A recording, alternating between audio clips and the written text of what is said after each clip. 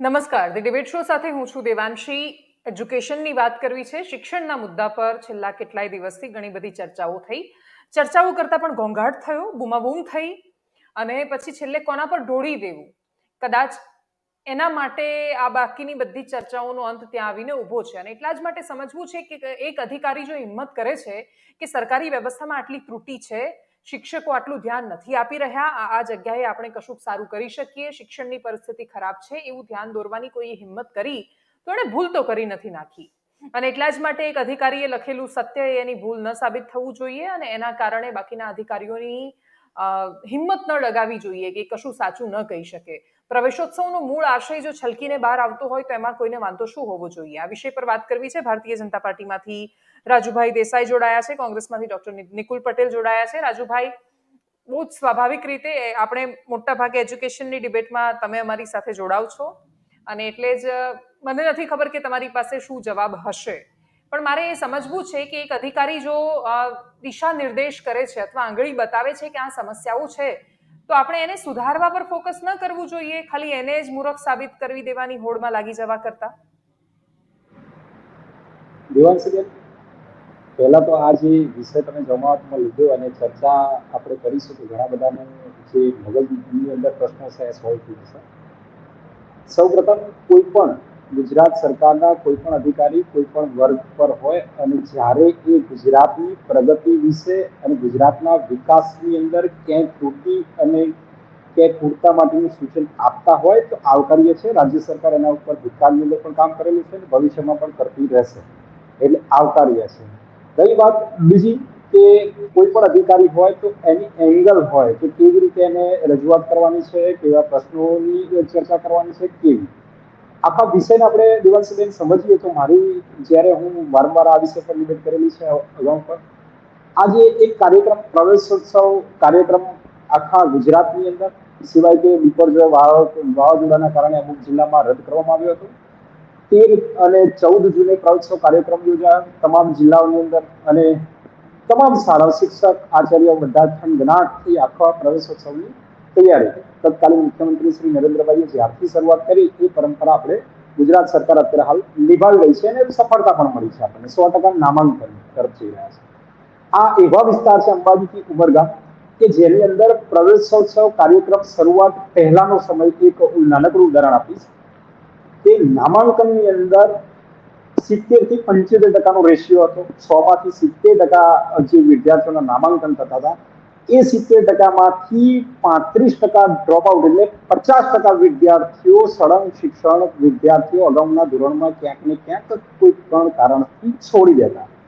આવા વિસ્તારની અંદર પહેલી સફળતા પ્રવેશોત્સવની કેવી મળી કે તત્કાલીન મુખ્યમંત્રી શ્રી નરેન્દ્રભાઈ ઘરે ઘરે જઈ દીકરી હોય કે દીકરો આંગળી પકડીને સ્કૂલે લઈ ગયા. એ નામાંકન 70-75 થી સીધું 100ની અંદર 1% ઓછો 98-99% પહોંચ્યું. ડ્રોપ આઉટ રેશિયો જે હતો 100-37% એ સીધો 2% ઉપર આવી ગયો. એટલે 100 કે 3 વિદ્યાર્થી કદાચ કોઈ કારણસર એ આગળ ભણી શકતા ન હોય એ પણ જરૂરી આ બાબતને ધ્યાનમાં લેવામાં આવે છે. આ 13-14 જૂનના પ્રવેશોત્સવ કાર્યક્રમ અને જે આઈએએસ ધવલભાઈ પટેલ જે છે એમણે આખી ત્યાં ત્રુટિઓ કે હું 6 શાળામાં એમાં એક સ્કૂલ એમણે પ્રશંસા કરી કે ત્યાં સારી છે, 5 સ્કૂલોની એમણે ત્રુટિઓ બતાવી અને સીધો એમણે લેટર 16/6/2023ના રોજ પત્ર લખ્યો સચિવશ્રીને શિક્ષણ વિભાગની અંદર કે આવી હું 6 શાળામાં લીધો ત્યાં પ્રવેશોત્સવ કાર્યક્રમમાં ગયો હતો અને એમાં 5 શાળાની અંદર આવી વસ્તુ જોવા મળી. એના સંદર્ભમાં નિયામકશ્રીનો પરિપત્ર પ્રાથમિક વિભાગ નિયામકશ્રીનો પરિપત્ર 19/6/2023ના રોજ કરવામાં આવ્યો. તમામ આચાર્યશ્રીઓ સીઆરસી બીઆરસી સહિત પરિપત્રમાં એવું લખવામાં આવ્યું છે કે માન્ય આઈએએસ અધિકારી પ્રવેશોત્સવ કાર્યક્રમમાં તમારે ત્યાં આવ્યા હતા, એમને આ ત્રુટિઓ બતાવી છે, જેને અનુસંધાને ગુજરાતની અંદર ગુજરાત એક શિક્ષણની અંદર પ્રગતિના પંથે જઈ રહ્યું છે ત્યારે આવી ત્રુટિઓનું શું હકીકત શું છે એનો ઉપાય શું છે એ અંતર્ગત 21/6/2023 સાંજે 5 વાગે તમામ ટીપીઓ તમામ જે બીઆરસી સીઆરસી જિલ્લાના ડીપીઓ જિલ્લા શિક્ષણ પ્રાથમિક શિક્ષણ અધિકારી તમામની અને એ મીટિંગની અંદર જે પરિપત્રની અંદર સચિવશ્રીને લખ્યો હતો એવા ધવલભાઈ પટેલને પણ આમંત્રિત કરી હાજર રાખવામાં આવ્યા અને એની અંદર ચર્ચા કરવામાં આવી કે આવી ગંભીર બાબતો સામે આવી છે, તો આ બાબતોનું સોલ્યુશન શું સૂચવશે? એ મિટિંગના અંતે રાજ્ય સરકારને તરત બીજા દિવસ કે એ દિવસે રિપોર્ટ કરવામાં આવે શિક્ષણ વિભાગની હેઠળ કે આ રીતે મિટિંગ લીધી ને આવી વસ્તુ હતી. રાજ્ય સરકાર દ્વારા જે આખા ગુજરાતની અંદર શિક્ષણ વિભાગના સચિવ છે એમને મેક્સિમમ 3 થી 4 કે 5 દિવસની અંદર એ શાળાઓની વિઝિટ લેવાની કહી. રાજ્ય સરકાર આ બાબતે શું સગવડો કે શું સહાય કરી શકે અને શું એ જે શિક્ષણ છે સુધારો થાય એવા કઈ બાબતો પ્રશ્નો એનું એક્શન લે એ બાબતની સચિવને જાણ કરવાની રૂબરૂ એ જવાના હતા. અને આ વસ્તુ ત્યાં આપણે ટીગલા, રંગપુર, બોડગામ, વઢવાણ, જાંબલી અને રાણીખેડા આ જે પ્રશ્નો પ્રાથમિક શાળા વિષય. હવે હું જે કહી રહ્યો છું એ દિવાંશીબેન પ્રવેશોત્સવ કાર્યક્રમ હતો. પ્રવેશોત્સવ કાર્યક્રમની અંદર જે પણ એમણે પ્રશ્નો બતાવ્યા છે હું કહું છું 100% સાચા હશે, પણ પાછળનું આપણે જ્યારે અર્થઘટન કરીએ છીએ તો આપણી સફળતા 100% નામાંકન પર છે કે ત્યાં નામાંકન 100% નથી થયું, 100% નામાંકન થયું છે. બીજી વસ્તુ, પ્રવેશોત્સવ કાર્યક્રમની અંદર ક્યારે આવા પ્રશ્નો ઉભા થતા નથી. અત્યાર હાલનો પ્રવેશોત્સવ કાર્યક્રમનો રાજ્ય સરકારનો મુખ્ય હેતુ કે 100% નામાંકન થાય અને ખુશીથી દરેક દીકરો અને દીકરી શાળાએ આવે અને શાળાની અંદર એવું વાતાવરણ બનાવવામાં આવે છે કે જે તમે ઘરે અભ્યાસ કરો છો એનાથી સારામાં સારું શિક્ષણ સરકારી શાળાઓમાં મળે છે. પણ એના પછી હું વચ્ચે બોલી રહી છું રાજુભાઈ, સતત સાંભળ્યા મેં અને એટલા માટે વચ્ચે હવે મારો સવાલ એ છે તમને કે શું ધવલ પટેલે ત્યાં જે સવાલો કર્યા એ નહોતા કરવા જોઈતા એમણે બાળકોને? શું પ્રવેશોત્સવમાં જતા અધિકારીઓનું કામ ખાલી બાળકોને સરસ મજાના ફૂલ આપી અને પેલા સામૈયા લઈને આવે એમને સ્વીકારીને પછી ઘરે આવી જવાનું છે કે એ ચેક કરી શકે, એમનો અધિકાર છે એ કરવાનો? ચોક્કસ. પહેલી તો જ્યારે રાજ્ય સરકાર પ્રવેશોત્સવ કાર્યક્રમ, ગુણોત્સવ જેવા કાર્યક્રમોની અંદર અધિકારીશ્રીને મોકલતા હોય, ક્લાસ 1 હોય, ક્લાસ 2 હોય, માન્ય મંત્રીશ્રી હોય, માન્ય ધારાસભ્યશ્રી હોય, ત્યારે રાજ્ય સરકાર હંમેશા પારદર્શક કામને વધારે અગ્રિમતા આપે છે. અને જ્યારે ધવલભાઈ પટેલ ત્યાં ગયા અને એમણે જે પ્રશ્નો ઉભા કર્યા તે પ્રશ્નો પૂરતા અને ત્રુટિ જણાવી, રાજ્ય સરકારે ગંભીર છે બાબતે, પણ હંમેશા હું એવું કહેવા માંગુ છું એ પ્રશ્નોની પાછળ ભૂતકાળને પણ જોવું જોઈએ કે પ્રવેશોત્સવ કાર્યક્રમની અંદર જૂન મહિનામાં જે વિદ્યાર્થીઓ એડમિશન પ્રવેશ લેતા હોય છે એ પ્રેશર હોય છે જે અને ત્યાં 2 કે 3 મહિનાનું વેકેશન થી રજા ઉપરથી માનો કે એપ્રિલમાં પરીક્ષા પૂરી થઈ હોય એ પછી આવેલા વિદ્યાર્થીઓ છે ત્યારે એમની બુદ્ધિ. સીધા જવાબ આપો, પોલિટિકલ જવાબ નહીં આપો, સીધા જવાબ આપો કે એમણે સવાલો કરવા જોઈએ કે ન કરવા જોઈએ પ્રવેશોત્સવમાં? એમની એંગલથી એમણે જે પ્રશ્નો કર્યા છે એ પ્રવેશોત્સવ કાર્યક્રમને લગતા નહોતા, ગુણોત્સવને લગતા હતા. ગુણોત્સવ કાર્યક્રમની અંદર આ બધું ચેક કરવામાં આવે છે અને ગુણોત્સવ કાર્યક્રમની અંદર જ્યારે આવું બધું જોવામાં આવતું જેઠાભાઈ ભરવાડ શું કરતા હતા જઈને શાળામાં? રાજુભાઈ, જેઠાભાઈ ભરવાડ શું કરતા હતા શાળામાં જઈને? એ ગુણોત્સવમાં ગયા હતા, પ્રવેશોત્સવમાં ગયા હતા? એ પણ ગયા હતા, પણ હું જે કહી રહ્યો છું એ પ્રવેશોત્સવ કાર્યક્રમના વિદ્યાર્થી જ્યારે પણ પ્રેશર હોય. રાજુભાઈ, ધવલ પટેલે જે ન કરવું જોઈએ જેઠાભાઈ ભરવાડ તો છોકરાઓને એકદમ તુકારથી બોલાવતા હતા. એ તો સીધા અહીંયા આવ, આટલું લખતા નથી આવડતું, આમ શું કામ કરે છે? એ શિક્ષક કે બાળક કોઈનું સન્માન ન જળવાય એટલી ખરાબ રીતે તુચકારથી વાત કરીને એ લોકોને ડફોળ સાબિત કરવા સિવાય બીજું કશું જ નહોતા કરતા. તો એમણે કર્યું એ શું કર્યું? સરસ કર્યું, કેમ કે તમારા નેતા છે. કોઈ પણ વ્યક્તિ હોય, હું એવું કહેવા માંગુ છું કે પ્રેશર વિદ્યાર્થી જ્યારે પ્રવેશ લઈ રહ્યા છે ત્યારે એના જ્ઞાનને ચકાસવું અને ભૂતકાળની અંદર કેવી પરિસ્થિતિ, વાતાવરણ શું છે એના આધીન કોઈ પણ પરિસ્થિતિનું નિર્માણ થતું હોય છે. રાજ્ય સરકાર મક્કમ છે, જે પણ પરિસ્થિતિ પૂરતા હશે તો રાજ્ય સરકાર ગુણોત્સવ જે કાર્યક્રમ એના માટે જ કરે છે. રાજુભાઈ, ઓકે, ધવલભાઈ પટેલે જે સવાલો કર્યા એ બહુ જ ખોટા હતા. હું નિકુલભાઈ 5 મિનિટમાં આવું તમારી પાસે. એમણે જે સવાલો કર્યા એકદમ ખોટા હતા, હું માની લઉં છું. ચલો, એમણે નહોતા કરવા જોઈતા સવાલો, એ પણ માની લીધું. એ અધિકારી છે, હિંમત કેવી રીતે થઈ ગઈ આ સવાલો કરવાની, માની લીધું. પણ એના પછી તમે મને એ જવાબ આપો કે શાળાઓમાં છેલ્લે જઈને સવાલો કોણે કર્યા હતા? કોણે જોવાની તસદી લીધી હતી કે બાળકોની ભવિષ્યની પરિસ્થિતિ કે શિક્ષણની સ્થિતિ શું છે?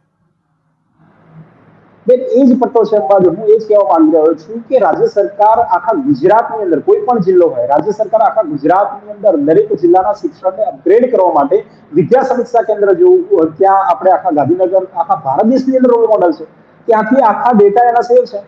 બીજા ધોરણમાં જે વિદ્યાર્થી ભણે છે ત્યારે તમારી સરકારને 30 વર્ષ થઈ ગયા છે. આ બધું તમે જે કહી રહ્યા છો એ કોઈ ખબર નહીં કોઈએ શું કામ સાંભળવું જોઈએ. એટલા માટે માત્ર ખાલી કેમ કે તમે સરકારમાં છો. આજે અવનીબા મોરી જિલ્લા પ્રાથમિક શિક્ષણ અધિકારી છે મહીસાગર જિલ્લાના. કડાણા તાલુકો, સંતરામપુર વિધાનસભા લાગે, શિક્ષણ મંત્રી એ વિસ્તારમાંથી આવે છે. આજની જ વાત છે, ત્યાં ગયા તો એક ત્યાંના આચાર્ય છે સરદારભાઈ માલીવાડ એમનું નામ છે, સરસ મજાના રાજાપાટમાં દારૂ પીને બેઠા હતા. પછી એમને ડીંઠવાસ પોલીસ સ્ટેશન લઈ ગયા. માત્ર છોટાઉદેપુરની શું કામ વાત કરીએ? હવે અવનીબા મોરીને શું કરશો? અવનીબા મોરીએ ન જવું જોઈએ, જિલ્લા પ્રાથમિક શિક્ષણ અધિકારી છે. સવાલ એ છે કે જાય છે ક્યારે કોઈ? ડોક્ટર નિકુલ પટેલ પાસે લઈ જાઉં છું ચર્ચાને આગળ, એટલા માટે વધારવી બહુ જરૂરી છે નિકુલભાઈ, કેમ કે આ જેટલા પ્રશ્નો પર વાતો થઈ રહી છે, આ બધા જ પ્રશ્નોની ચર્ચાઓ સાવ ઘસાઈ ગયેલી છે. દરેક વખતે એકની એક વાતો, એકના એક સવાલો, એકના એક જવાબો. આટલા આંકડા, આટલી જગ્યાએ સ્કૂલ નથી, આટલી જગ્યાએ ઓરડા નથી, આ જગ્યાએ આ પરિસ્થિતિ છે, સોલ્યુશન કેમ નથી આવતું? હા, આ વસ્તુ નવી નથી, આપણે સૌ જાણીએ છીએ, બરાબર છે. કારણ કે આપણે ઘડી ઘડી ન્યૂઝપેપરમાં બી જોઈએ છે, 2009 થી બી આવા પ્રશ્નો ઘણીવાર ઉદ્ભવ્યા છે. મારી પાસે સિરીઝ ઓફ આર્ટિકલ્સ છે જે અમે સેવ કર્યા છે, કે જે આ બધી વસ્તુનો ચિતાર આપે છે કે ખરેખર શિક્ષણ વ્યવસ્થા નું જે પરિસ્થિતિ છે આજે ગુજરાતમાં કેટલું ગંભીર છે. ધવલ પટેલ જે આઈએએસ ઓફિસર છે, એમણે જે રીતના સવાલો હું તો કહું શિક્ષણ સચિવને મોકલ્યા છે, તો એ એમની ફરજના ભાગરૂપે એમણે ત્યાં જણાવ્યું છે કે હું જ્યારે શું કહેવાય કે પ્રવેશ ઉત્સવમાં ગયો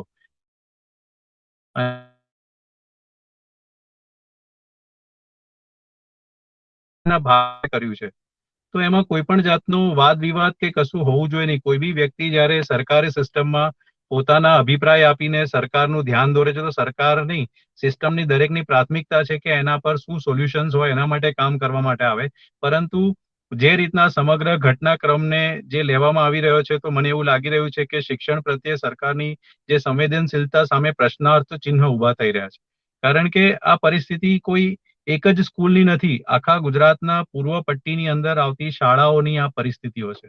અને જે રીતના આજે સમજો 8મા ધોરણનો વિદ્યાર્થી શું કહે કે એક શબ્દ ન વાંચી શિક્ષણ વ્યવસ્થાની ખૂબ જ ગંભીર બાબત છે, એને આપણે ગંભીરતાથી લેવી જોઈએ. આક્ષેપ પ્રતિ આક્ષેપ તો પછીની વાત છે, પરંતુ હું તો કહું છું કે આવા અધિકારીઓ આજે બહુ ઓછા રહ્યા છે, અને વિસલ બ્લોવર તરીકે એમને આઈડેન્ટિફાઈ કરવા જોઈએ, અને વિસલ બ્લોવર ના જે પરિસ્થિતિમાં આપણે સમજીએ છીએ કે શું કહેવાય એને, આ સરકાર સામે કોઈ બોલી નથી શકતું, અને બોલે છે એની શું પરિસ્થિતિ થાય છે આપણે સૌ જાણીએ છીએ. પરંતુ એટલું જ કહીશ કે મારા મિત્ર રાજુભાઈ ખૂબ જ શિક્ષણના વિદિત છે, અને અમે ઘણીવાર ડિબેટ્સમાં જોડે બી હોઈએ છીએ. પરંતુ આમાંથી આપણે શીખવાનું છે, અને આ એક ચિંતાનો વિષય એટલે છે કારણ કે આપણું જે ધન જે છે, જેને કહેવાય કે આવનારી પેઢી, એને કઈ રીતનું આપણે શિક્ષણ આપી રહ્યા છે, આપણે સૌએ ચિંતા કરવાનો વિષય છે. અને આપણા જે શિક્ષકો જે છે, જેમને એકચ્યુઅલી એટલું વિદ્યાર્થીઓ માટે એ નથી કર્યું, પણ એમણે શિક્ષકોનું બી ધ્યાન દોર્યું છે કે જે સરવાળો દાખલાનો જે પ્રશ્ન હતો અને એની અંદર શિક્ષક દ્વારા બી ખરેખર સાચો જવાબ આપવામાં આવ્યો નથી, તો એનો બી એમણે ચિંતા વ્યક્ત કરી છે.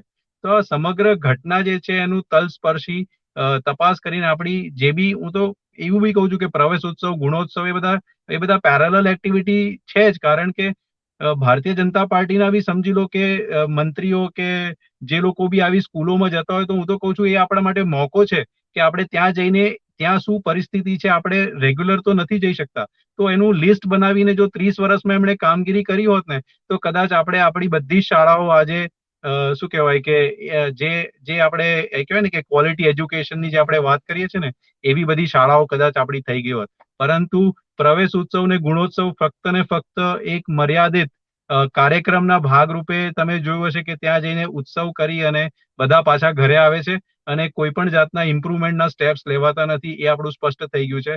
હું જે બી ધવલ પટેલ ઓફિસર છે એમને હું બિરદાવું છું એમની એક્ટિવિટીને, અને આવા અધિકારીઓ સિસ્ટમમાં વધે એમના મોટિવેશન માટે બી આપણે સૌએ, તમે આજે આ મુદ્દો લીધો છે અને જે રીતના ભારતીય જનતા પાર્ટીના મિત્ર જવાબ આપી રહ્યા છે ને, તો મને એનાથી દુઃખ થઈ રહ્યું છે.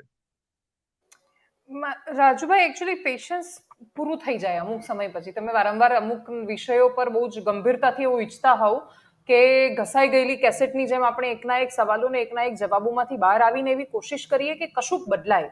એટલા માટે, કેમ કે અડધો કલાક થતો ટાઈમપાસ મારા માટે તો એટલીસ્ટ ડિબેટ નથી જ. હું હંમેશા બહુ જ ગંભીરતાથી એ વિષય પર માનું છું કે અમે અઠવાડિયામાં ખાલી એક જ ડિબેટ કરીએ છીએ, એટલા માટે કે એ એક ડિબેટ છે એની અંદરથી પણ કશુંક સાર્થક બહાર નીકળવું જોઈએ, કંઈક જવાબો મળવા જોઈએ. આ બધા જ જે પ્રશ્નો થઈ રહ્યા છે, ધવલ પટેલ માધ્યમ બન્યા છે રાજુભાઈ.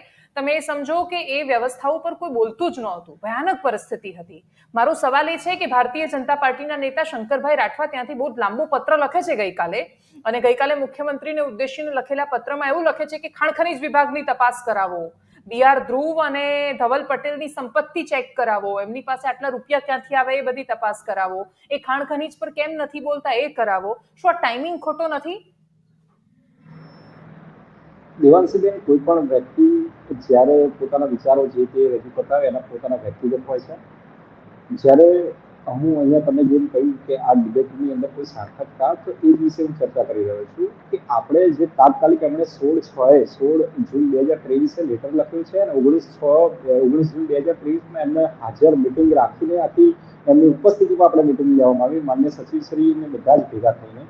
તો એની અંદર અર્ધન રૂબરૂ મુલાકાત સચિવશ્રી કરવાના છે. ત્યારે હું એવું કહેવા માંગુ છું, હું ધવલ પટેલને ખોટા નથી પાડતો, કોઈ અધિકારીને ખોટા નથી પાડતો, પણ વસ્તુ એવી છે કે જ્યારે હું એવા એંગલથી વિચારું છું કે આપણે પ્રવેશોત્સવ, ગુણોત્સવ જેવા કાર્યક્રમો કરતા થયા, અધિકારી હોય, ધારાસભ્યશ્રીઓ હોય કે સાંસદશ્રીઓ હોય કે માન્ય મંત્રીશ્રીઓ હોય, શાળાઓની અંદર જાય છે તો રાજ્ય સરકાર એની અંદર કંઈક અપગ્રેડ, ત્યાં પ્રગતિ કઈ રીતે થાય, ત્યાં સુધારો કઈ રીતે આવે, વિકાસની દિશામાં કઈ રીતે વેગ મળે, એ અસાર્થકતાથી જતા હોય છે. તો હું એ જ કહેવા માંગુ છું કે કંઈક ત્રુટિ પૂરતા હશે તો આપણે પહેલો જ પ્રશ્ન, મેં તમને જે પ્રશ્ન કર્યો એમાં જવાબ આપ્યો કે એ વિસ્તાર એવો હતો કે જે નામાંકન ખાલી 70% હતું તે આપણે 100% પહોંચ્યા છે.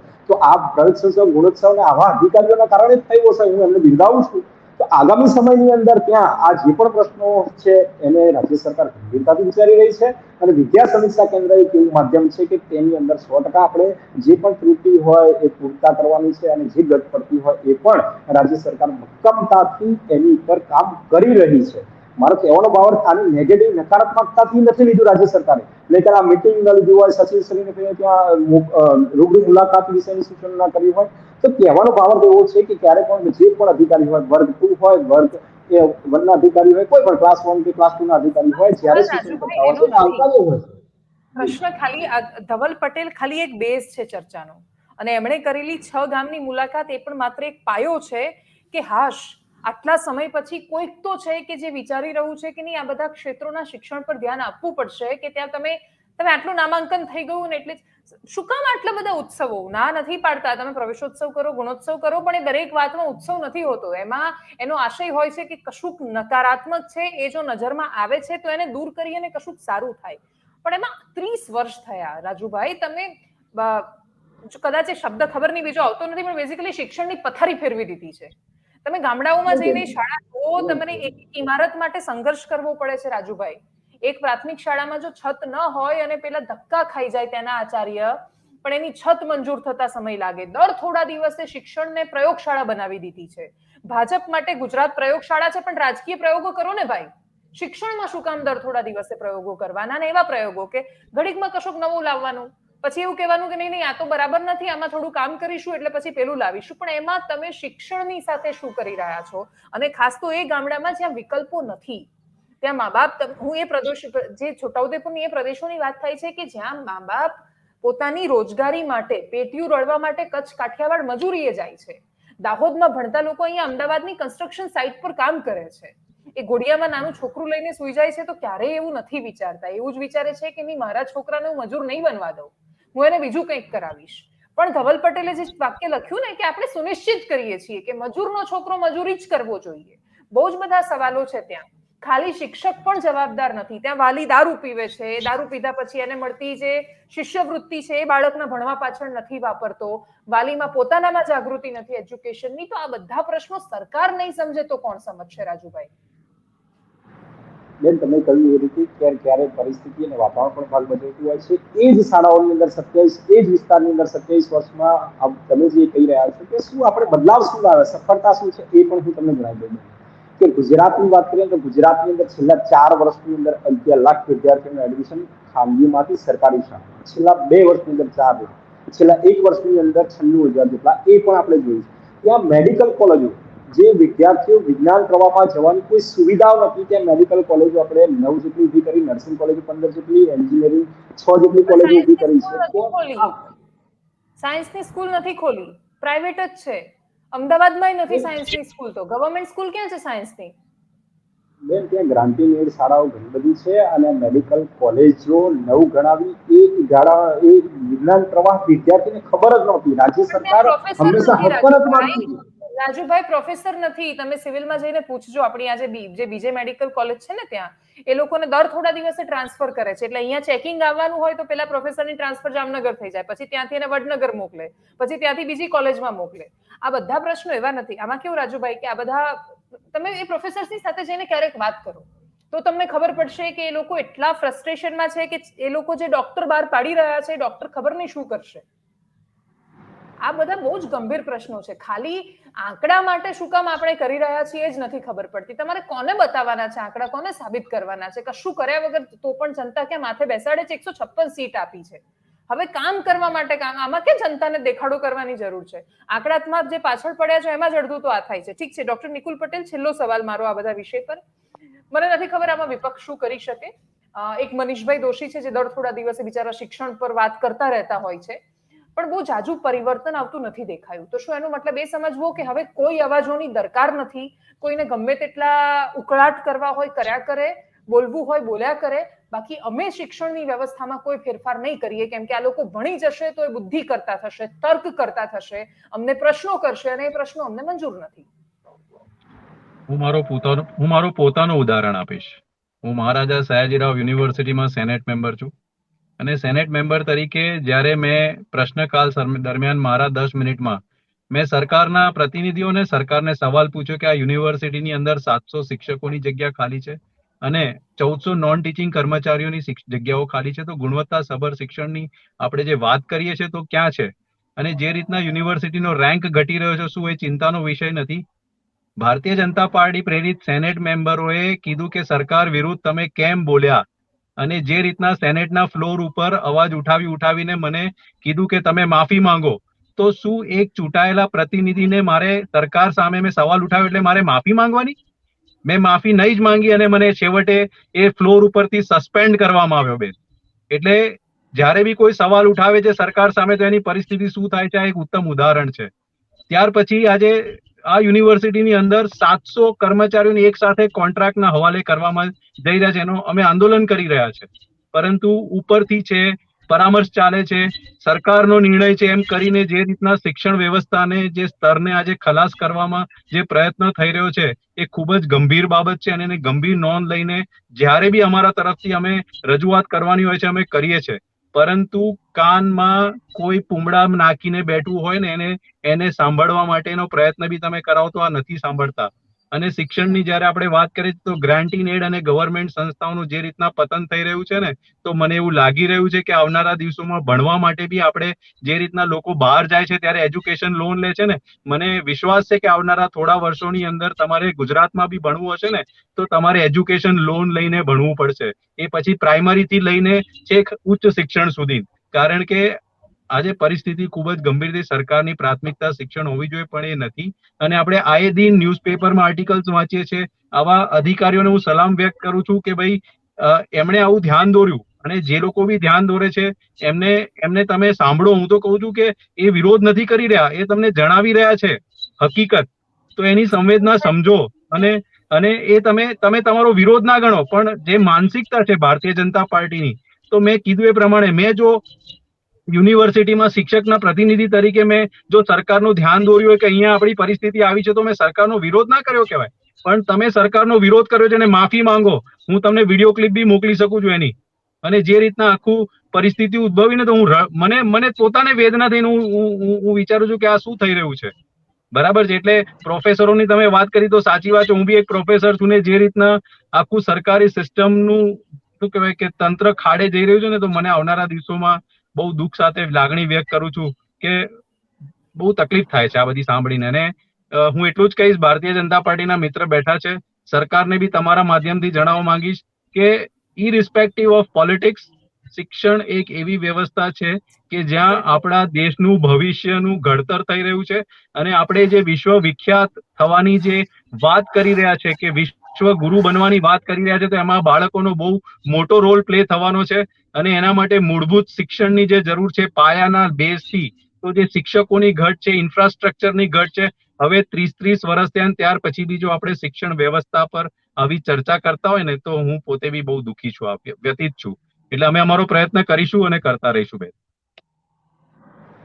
ઓકે, ખાલી રાજુભાઈ છેલ્લે એટલી જ વાત કહેવી છે કે આ સાચા ખોટાનો સવાલ નથી, હકીકતનો સવાલ છે. એ હકીકત કે જે વર્ષોથી આપણે જોઈ રહ્યા છીએ, એવી હકીકત કે જે 30 વર્ષની વાત કરો કે 50 વર્ષનું ઉદાહરણ લો, નથી બદલાઈ. એ પ્રદેશો માટે, જે પ્રદેશોની આજે આપણે ચર્ચા કરવા માટે બેઠા છીએ અથવા ચિંતા કરવા માટે બેઠા છીએ, તો સમાજના બહુ જ મોટા હિસ્સાને પાછળ રાખીને કે એ લોકો પ્રવેશોત્સવના દિવસે 100% નામાંકન કરતા થઈ ગયા અને એટલે ભયો એવું માનીને આગળ વધી જઈશું કે આપણા જે આ લોકો જે બોલ્યા એ તો વિરોધીઓ છે, અને જો એ દિશામાં બહુ ઝડપથી પ્રયાસો નહીં થાય. કેમ કે 30 વર્ષ પછી આમાં કેવું, એક ચૂંટણીમાં નળ આપો, બીજી ચૂંટણીમાં પાઇપલાઇન નાખો, ત્રીજી ચૂંટણીમાં કનેક્શન આપો, અને પછી ચોથી ચૂંટણીમાં કહો કે જો પાણી આવ્યું, વિકાસ થયો, તો એને વિકાસ થયો ન કહેવાય. એ બહુ જ સ્વાભાવિક થવું જોઈતું હતું ને થઈ રહ્યું છે. એટલે મારે છેલ્લી કોમેન્ટ તમારી એ સંદર્ભે લેવી છે કે ચર્ચાના અંતે હું શું તમારી પાસે એટલી અપેક્ષા રાખી શકું કે એ શાળાના શિક્ષકોની નિયમિતતા, તેના બાળકો માટે જે પૈસા વપરાય છે એ ખરેખર એમના એજ્યુકેશન પાછળ વપરાય છે, અને સૌથી મોટી વાત કે ત્યાંના શિક્ષકો દારૂ પીને શાળામાં ન આવે. આટલી વાતો પર જો સરકાર કશુંક મોનિટરિંગ સિસ્ટમ રાખી શકશે તો આ ચર્ચા ભયો. ચોક્કસ દેવાંશીબેન, કે જ્યારે અમે ડિબેટ કરતા હોઈએ છીએ ને ક્યારેક સાંભળતા હોય છે, ચાહે વિરોધ પક્ષ હોય, ચાહે ન્યૂઝના કે ટીવીના માધ્યમથી, તો રાજ્ય સરકાર, અમારી પણ જવાબદારી છે રાજ્ય સરકારને પોઝિટિવ ક્યાંક નકારાત્મક હોય તો એ વાત પહોંચાડતા હોઈએ છીએ. પણ વિષયમાં આ ડિબેટના અંતે હું એવું ચોક્કસ કહીશ કે આજનું જે તમે ગઈકાલનું જોયું હશે કે પૂરા આખા ગુજરાતની અંદર તમામ સરકારી શાળાઓમાં ફીસ સ્કેનિંગથી હાજરી અમલમાં મૂકવાનો એક નિર્ણય લેવામાં આવે છે. એ ખૂબ જ આવકારદાયક છે. એનું કારણ છે કે જે શિક્ષકો નીતિ નિયમથી કામ નથી કરતા, કે વિદ્યાર્થીનું અહિત જ્યાં હિત છે અને ત્યાં અહિત થતું હશે એ હિત. બીજી વસ્તુ, ત્યાં સમીક્ષા કેન્દ્રથી CRC BRC ને આખા ટેબ્લેટથી કનેક્ટ કરીને એમને જોડવામાં આવે છે, અને લાઈવ કાસ્ટથી એ શિક્ષક શું ભણાવી રહ્યા છે એ પણ ગાંધીનગરથી મોનિટરિંગ થઈ રહ્યું છે. તો એની અંદર પણ ક્યાંક 50 રહેતી હશે તો 100% આવનારા દિવસોની અંદર કોઈ પણ જિલ્લો, છોટાઉદેપુર હોય કે કોઈ અંતરિયાળ જિલ્લો હોય કે કોઈ પણ મધ્યની અંદર કોઈ વિકસિત જિલ્લો હોય, બધાને સમાન સારામાં સારું વિદ્યાર્થી શિક્ષણ મળે એ રાજ્ય સરકારનો પ્રયત્ન રહેશે અને અગ્રિમતા પણ એ જ રહેશે. Thank you so much Rajubhai, ચર્ચાનો થોડોક સકારાત્મક અંત લાવવા બદલ. આ બંનેનો ખૂબ ખૂબ આભાર, આપ મારી સાથે જોડાયા, આ ચર્ચામાં હિસ્સો લીધો. ઉદ્દેશ્ય માત્ર એટલો જ કે ગઈકાલે અમે એનાલિસિસમાં વાત કરી હતી કે પૂર્વ પટ્ટાના વિસ્તારમાં જો શિક્ષકને દારૂ ન મળે તો તાળી પીને આવી જાય છે. આજે મહીસાગરમાંથી લાઈવ ઉદાહરણ સામે આવી ગયું છે. એટલે આ બધી જ જે વાતો થઈ રહી છે એ શિક્ષક સરસ મજાના રાજાપાટમાં ફરતો હોય ને બાળકો પોતાની એમાં ફરતા હોય, વ્યસનોનો શિકાર બનતા હોય, ચોથા ધોરણના છોકરાઓ ત્યાં ગુટખા તમાકુ બધું ખાતા હોય, એમના મા બાપ મજૂરીએ જતા હોય, એમનું ધ્યાન ન હોય, શિક્ષકોના ભરોસે મૂકીને જતા હોય, બહુ અણઘડ થઈ રહ્યું છે. અને આટલા બધા હજારોની સંખ્યાના એ છોકરાઓ જ્યારે કુલ મળીને જોઈએ છીએ તો એ હજારો ભવિષ્યના ભારતના નાગરિક છે. એવા ચહેરાઓ છે કે જે આ દેશની દિશા દશા બધું જ નક્કી કરવાના છે. એમને ત્યાંના ત્યાં રાખીને આપણે ક્યારેય વિકાસ નહીં કરી શકીએ. અને એટલે જ આ બધા વિષયો પર બહુ જ ગંભીરતાથી કશુંક રિઝલ્ટ આવે એવા પ્રયત્નો થાય એવી અપેક્ષા સાથે